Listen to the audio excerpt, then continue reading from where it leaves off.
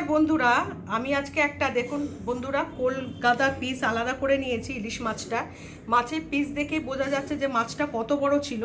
এটা প্রায় 2 কেজি 200 গ্রাম একটা ইলিশ মাছ নিয়ে নিয়েছি। এখান থেকে আমি কোল আর গাদা আলাদা করে নিয়েছি। এই কোল আর গাদা দিয়ে আমি আজকে ইলিশ মাছের একটা আলু বেগুন দিয়ে পাতলা ঝোল তৈরি করব। দেখুন মাছের পিসগুলোই দেখুন, এটা হচ্ছে পেটির পিস। দেখুন কত বড়, দেখলেই বোঝা যায় মাছটা কত বড় ছিল। আমি পুরো মাছটা রান্না করব না, কিছুটা নিয়ে নিয়েছি কোল আর গাদা মিলে। এটার আমি আলু বেগুন দিয়ে আজকে পাতলা ঝোলের দিয়ে একটা রেসিপি আপনাদের সাথে শেয়ার করব। চলুন দেখে নেওয়া যাক রেসিপিটা। মাছগুলোতে প্রথমে আমি নুন আর হলুদ মাখিয়ে নেব।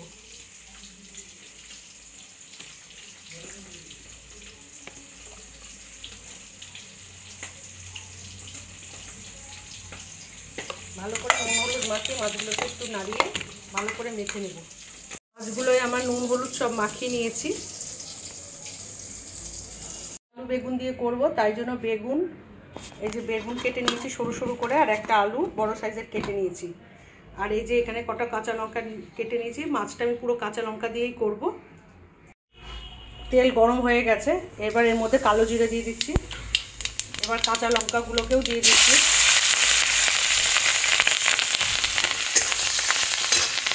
এর মধ্যে কেটে রাখা আলুগুলো দিয়ে দিচ্ছি।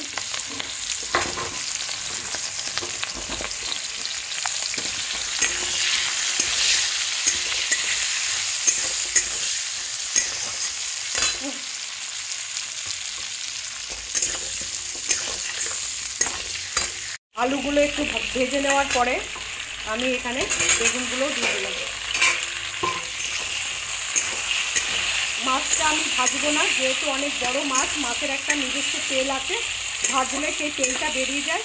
ওই জন্য আমি কাঁচা মাছের ঝোল করবো আলু বেগুন দিয়ে পাতলা করে। আপনারা বাড়িতে ইলিশ মাছ অনেকে অনেক রকমভাবে রান্না করেন। কে কীভাবে রান্না করেন অবশ্যই কমেন্ট করে জানাবেন। যেহেতু আজকে মাছটা অনেক, প্রায় 2 কেজির মতো, 2 কেজি 200, ওই জন্য আমি আজকে মাছটা ভাজবো না, কারণ মাছের একটা নিজস্ব তেল আছে। ওই জন্য আমি কাঁচা মাছ রান্না করব। আলু বেগুনটা একটু ভাজা ভাজা করে নেওয়ার পরে আমি ওই নুন হলুদ মাখানো মাছটা এর মধ্যে দিয়ে দেবো। দিয়ে একটু নাড়িয়ে দিলাম। আর এর মধ্যে আমি জল দিয়ে দেবো।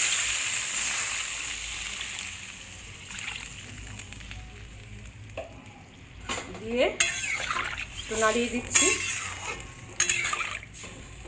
এবার এটাকে মিনিট 10 ফুটতে দিতে হবে।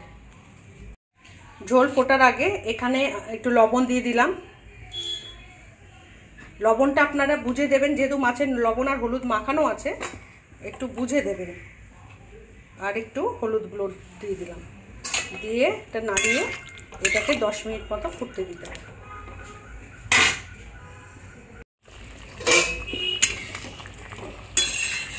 দেখুন বন্ধুরা, ঝোলটা টকবক করে ফুটছে। আর একটু ফোটানোর পরে আমি এটাকে নামিয়ে দেবো।